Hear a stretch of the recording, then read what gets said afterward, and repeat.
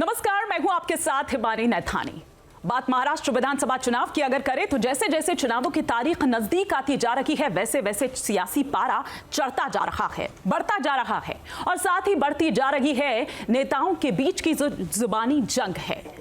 लेकिन इस जुबानी जंग में जो भाषा का स्तर है वो गिरता जा रहा है, वो स्तरहीन होता जा रहा है और सबसे ज्यादा जुबानी जंग जो देखने को मिल रही है, सुनने को मिल रही है, वो दो चेहरों के बीच में, दो बड़े नेताओं के बीच में देखने को मिल रही है। और वो चेहरे हैं असदुद्दीन ओवैसी साहब और साथ ही साथ देवेंद्र फडणवीस साहब। लेकिन इस बीच जब असद साहब द्वारा 15 मिनट वाला वो बयान दिया जाता है तो महाराष्ट्र की सियासत में जैसे भूचाल आ जाता है, वो गर्मी जो है वो और ज्यादा बढ़ जाती है। लेकिन असद साहब अपने इस 15 मिनट वाले बयान के जरिए कहना क्या चाहते हैं और क्यों बार बार ये बयान जो है वो रिपीट किया जा रहा है, इसके पीछे का मकसद क्या है, ना केवल उनके द्वारा बल्कि उनके भाई द्वारा भी।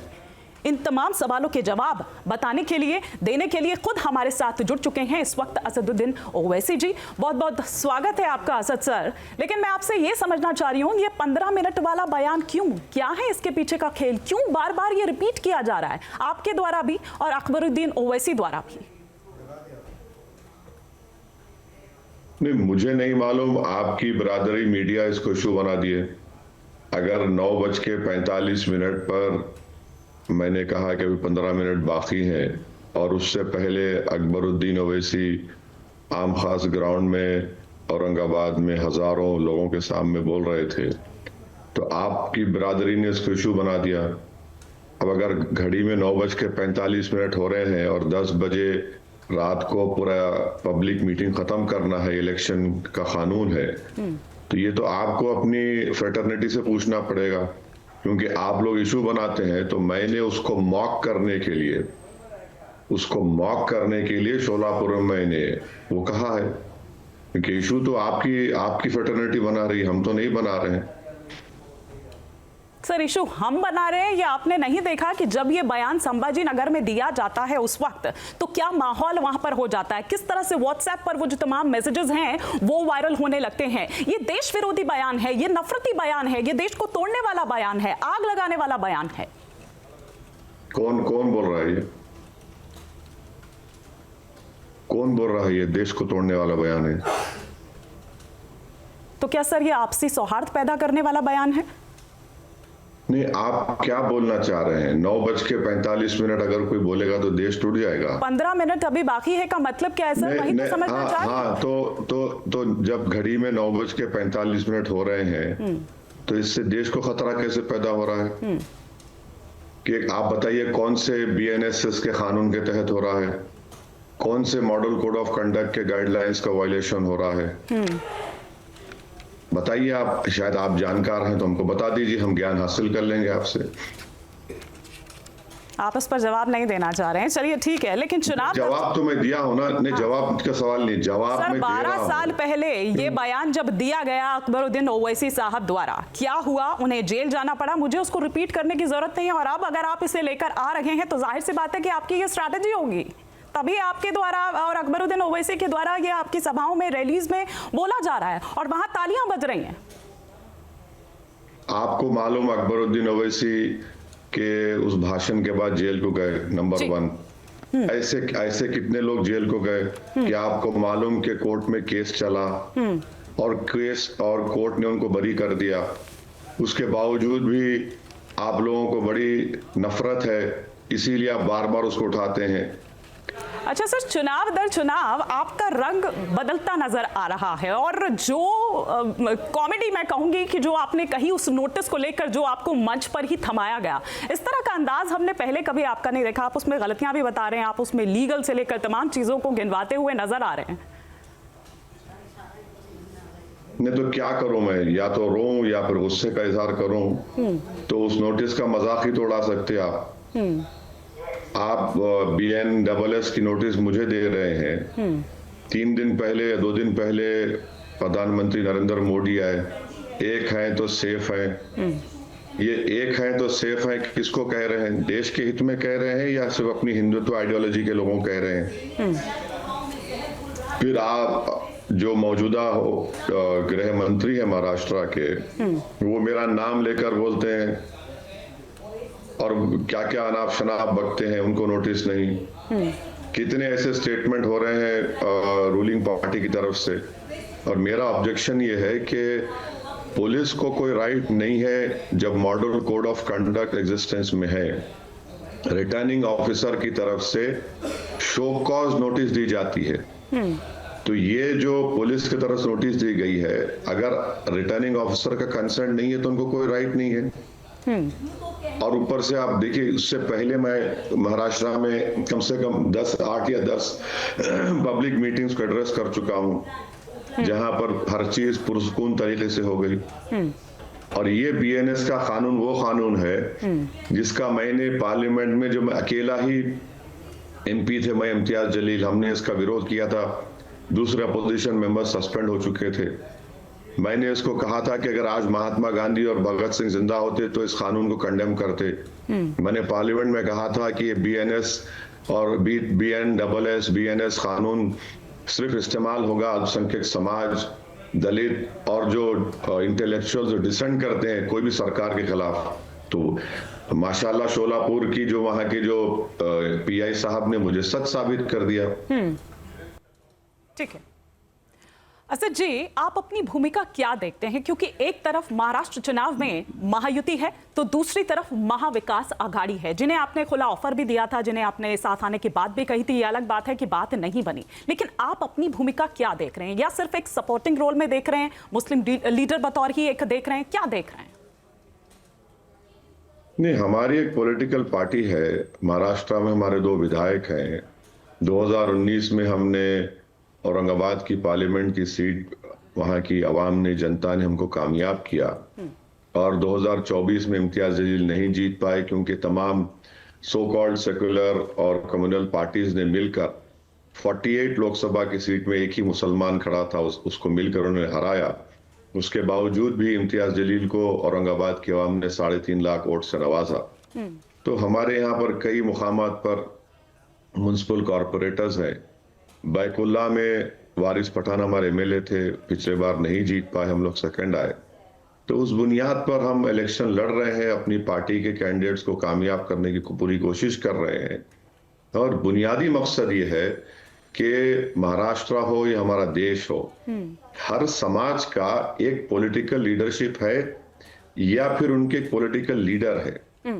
भारत में और महाराष्ट्र में जो मुसलमानों की कोई पॉलिटिकल लीडरशिप नहीं है, तो हमारी पूरी कोशिश यही है कि दलित, मुसलमान और साथ में अगर मराठा भी मिलते हैं तो हम लोग मिलकर एक पॉलिटिकल प्लेटफॉर्म बनाएं।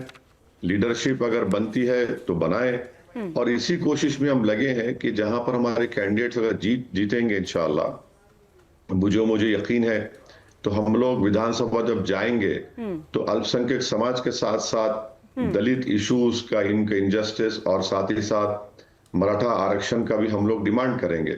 तो ये हमारी कोशिश है। और मैं गुजारिश करूंगा आपसे कि औरंगाबाद के जो 2 विधानसभा से हम लड़ रहे हैं, इतना बड़ा शहर है महाराष्ट्र का, यहाँ पर 8 दिन में 7 दिन में एक मर्तबा पीने का पानी दिया जाता है। यहाँ पर इंफ्रास्ट्रक्चर, सिविक कम्युनिटीज खत्म होकर रह गई। एक टेक्सटाइल पार्क 2023 में मंजूर हुआ था जी, उसको उठाकर अमरावती लेकर चले गए। इस डिवीजन में इस साल के पहले 6 महीने में 250 किसानों ने खुदकुशी कर ली। तो ये बहुत से इश्यूज हैं। ये इश्यूज को भी पब्लिक के इश्यूज हैं, रोजगार है और महंगाई। तो हर जगह महंगाई इतना बड़ा इशू है और लगता है कि इस महंगा इशू से बीजेपी बचने के लिए ये अनाप शनाप बातें कर रही है। आप औरंगाबाद कह रहे हैं असद सर, लेकिन उसका नाम तो संभाजी नगर हो गया ना, तो संभाजी नगर क्यों नहीं आप बोलते हैं? संभाजी नगर बोलने में क्या कोई आपत्ति? तो अगर आप नाम बदल दिए तो मराठाओं को आरक्षण दीजिए ना संभाजी साहब के नाम पर। अगर आपने नाम बदल दिया है तो आप किसानों की खुदकुशी को रुकाइए ना। आप आकर देखिए इस डिवीजन में, जहां यहाँ पर रूरल डिस्ट्रेस इतना है कि लड़कियों की शादी छोड़िए, लड़कों को कोई बीवी बच्ची देने तैयार नहीं है, बाहर के स्टेट से जाकर शादी कर रहे हैं। इतना बुरा हाल है। नाम बदल देंगे। अरे नाम बदलने से कभी आपने देखा मीठे तेल की कीमत क्या है, गैस के सिलेंडर की कीमत क्या है, हरी मिर्च की कीमत क्या है, भिंडी की कीमत क्या है, कैसे गरीब गुजारेगा। 1500 के नाम पर लाडली ठीक है। बहना बोलते हैं, तुम्हारा वापिस आ 1 महीने में तो उस 1900 पर भी रुपए मैं एक वापिस एक ले कर रहे हैं। आऊंगी सर, लेकिन आपके लिए एक आदर्श कौन है? आपके लिए संभाजी महाराज हैं या फिर औरंगजेब है? कल ही प्रधानमंत्री नरेंद्र मोदी ने अपनी रैली में, अपनी एक सभा में ये कहा कि संभाजी महाराज के हत्यारे को कुछ लोग मसीहा मानते हैं। आप क्या मानते हैं? आपका टेक इस पर क्या है?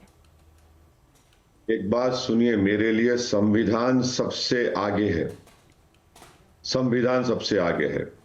मैं मानता हूं कि छत्रपति शिवाजी महाराज मुसलमानों के दुश्मन नहीं थे। वो उनकी फौज का जो जनरल था, आर्टिलरी का मुसलमान था। छत्रपति शिवाजी महाराज जब आगरा के किला से निकले थे तो उनके साथ एक मुसलमान था।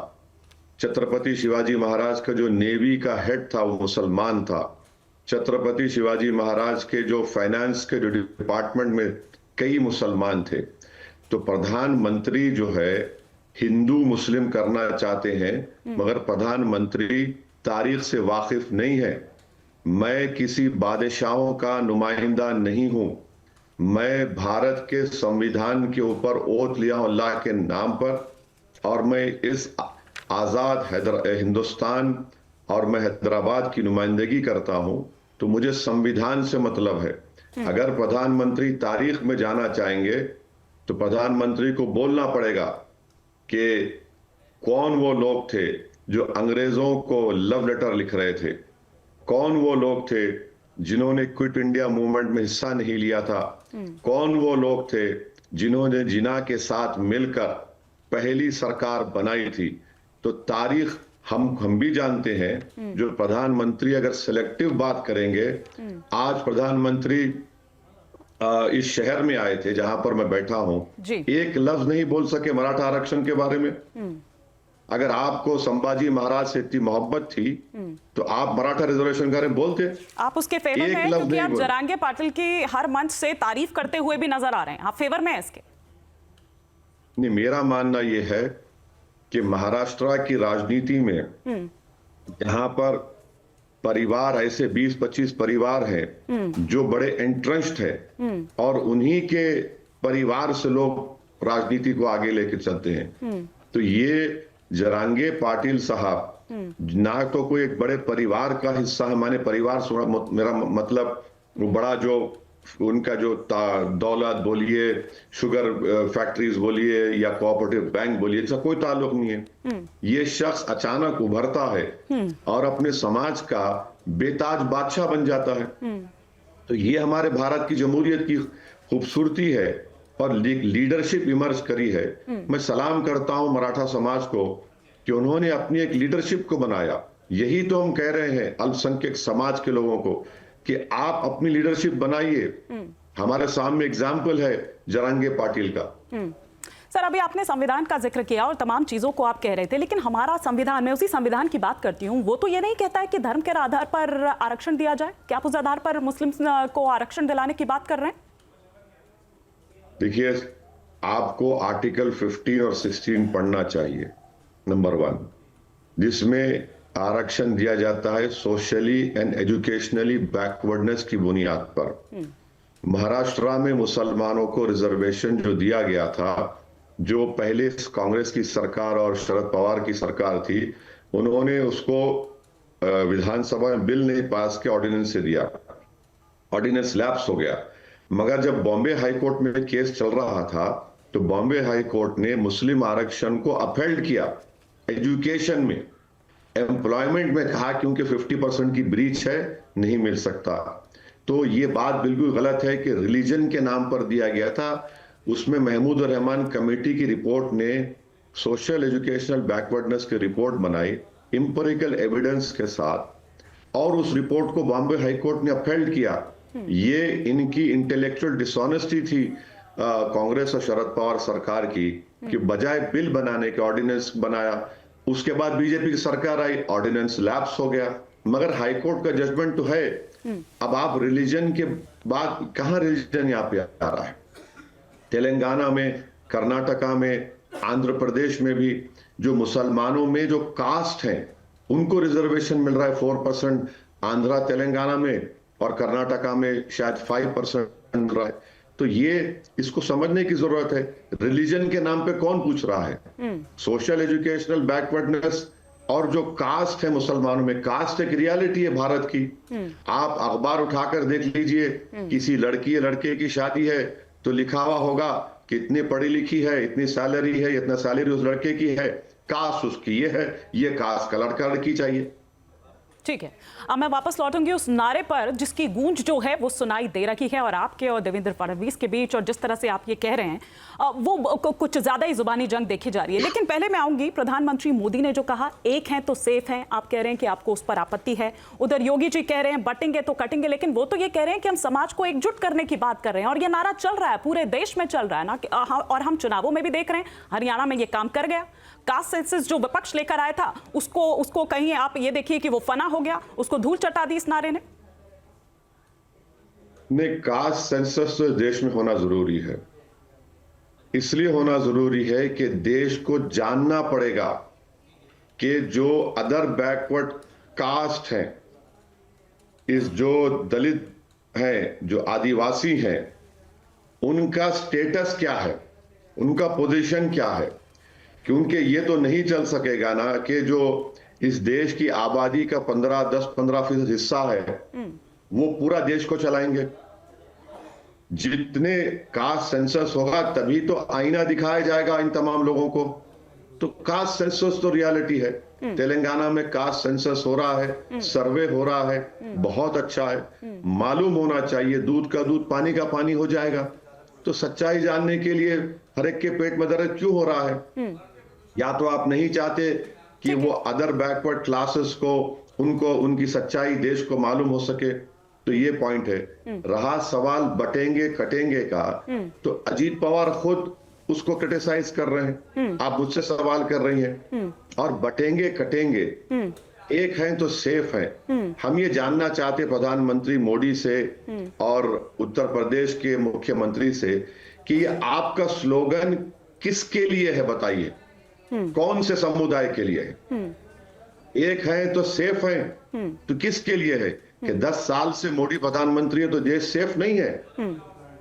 आपने ही कहा था राजस्थान में जाकर कि मुस्लिम महिलाएं ज्यादा बच्चे पैदा करती हैं। प्रधानमंत्री ने कहा हिंदू बहनों के गले से मंगलसूत्र निकालकर मुस्लिम महिलाओं को दिया जाएगा, भैंस चोरी कर ली जाएगी हिंदू भाइयों के पास से और मुसलमानों को दिया जाएगा, और आज ये कह रहे हैं। तो ये किसके लिए है?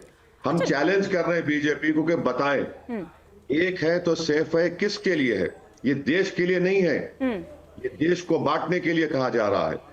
बटेंगे तो कटेंगे किसके लिए कहा जा रहा है?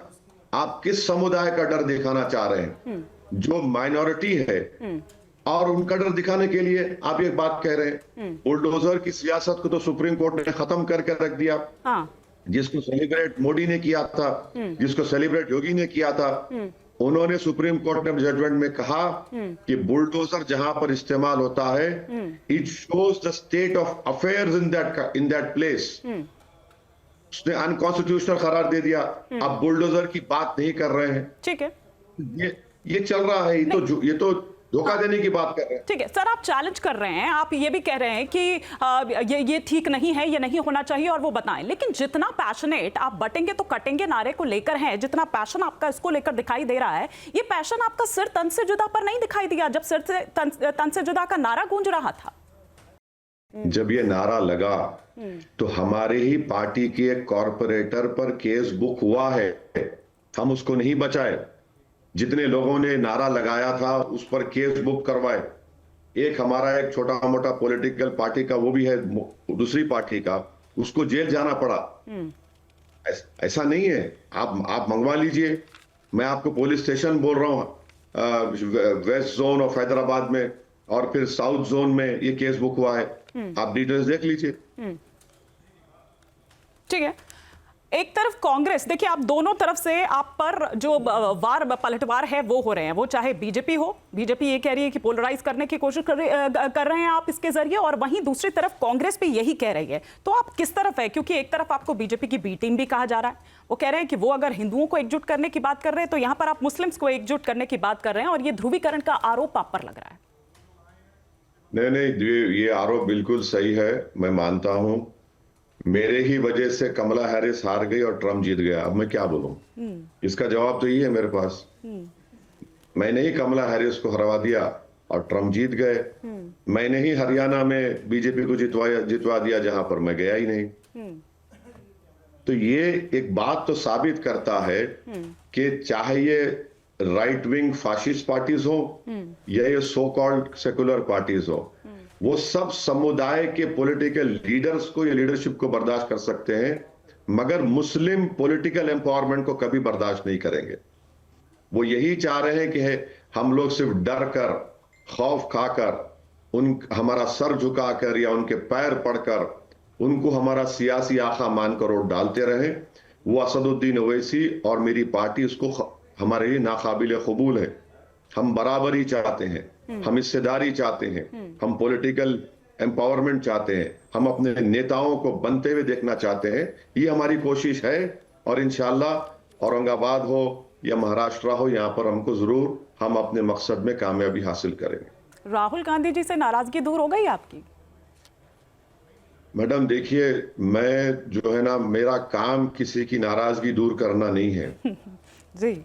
सिर्फ मुझे फिक्र होती है मेरी बीवी की नाराजगी से, और दूसरों की नाराजगी को मैं देखता भी नहीं हूं, क्योंकि मेरा मानना यह है कि मैं जो कर रहा हूं, जाहिर है लोग नाराज होंगे उसमें, मगर मुझे अपने पॉलिटिकल ऑब्जेक्टिव को हासिल करना है।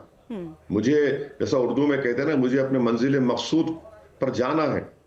अब मैं ये तो नहीं हूं कि मैं कोई नाराज हो रहा है या किसी को खुश कर दूं या मेरा काम वो नहीं है। मेरा काम ये है कि मेरी पार्टी का जो मिशन है, मेरे पार्टी के जो मेंबर्स हैं, हम लोग ये पॉलिटिकल लीडर की नाराजगी, उनकी धमकी, उनकी गाली से हमारे पैर लड़खड़ाएंगे नहीं। हम अपने रास्ते पे चलते रहेंगे।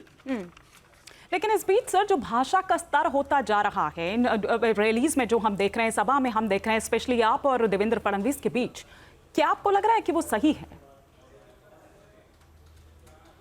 देखिए, मैं आज सुबह में मुझे किसी ने एक्स पर एक तकरीर भिजाई बीजेपी के कोई नेता की। अगर आप भी शर्माएंगे उसको देखकर, माने अल्फाज से ज्यादा जो हाथों से इशारे किए जा रहे हैं, माने मैं तो कहूंगा कि ये जो बीजेपी के प्लेटफॉर्म से जो नेता जो अपने एक्शन से, हाथ के इशारों से जो मैसेजिंग कर रहे हैं ना, वो तो नहीं मालूम कि वो अपने घर में अपनी माँ, बहनों और बीवियों से कैसा बर्ताव करते होंगे। गंदगी की हद कर दी है। वो वीडियो आप दिखवा लीजिए, कहीं वो किसी एक्स पे बड़ा ट्रेंड भी हो रहा है। ये इस तरह की आप भाषा तो छोड़िए, जो अपने उंगलियों के इशारे से, हाथ के इशारे से जो पैगाम दे रहे हैं, घटिया किस्म का, एकदम गटर बोलते हैं ना, गटर की सियासत कर रहे हैं।